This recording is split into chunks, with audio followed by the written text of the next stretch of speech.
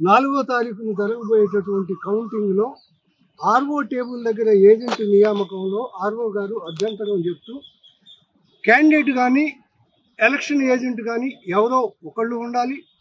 రెండవది, election agent కానీ candidate కానీ ఉంటే ఆర్ఓ టేబుల్ దగ్గర ఏజెంట్ ఉండరు అని చెప్పటం ఒక అవగాహన లేనా, లేకపోతే వారికి సహకరిస్తూ వైసీపీకి సహకరిస్తూ ఏ నిర్ణయం తీసుకున్నారో తెలియకుండా నిర్ణయం అనేది. ఎందుకంటే రౌండ్ నెంబర్ జరిగేటప్పుడు 14 టేబుల్స్ ఉంటాయి, 3 టేబుల్స్ పోస్టల్ బ్యాలెట్స్ ఉంటాయి.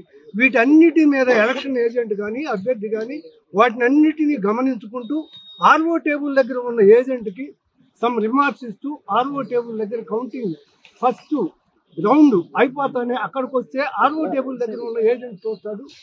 మరలా సెకండ్ రౌండ్ టేబుల్స్ దగ్గర స్టార్ట్ అవుతుంది.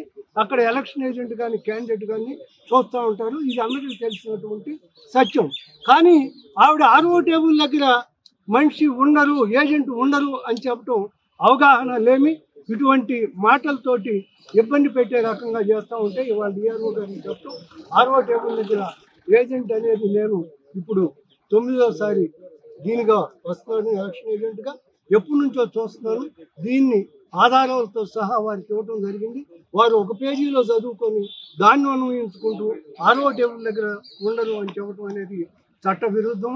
చట్ట ప్రకారం నడుచుకోమని ఇప్పటిదాకా చేసినటువంటి రోజుకు తోడు ఇవాళ కౌంటింగ్ సందర్భంలో రకరకాల విషయాలు ఇబ్బందులు జరగకుండా మెలుగుతారని ఈ సందర్భంగా తెలియజేస్తారు.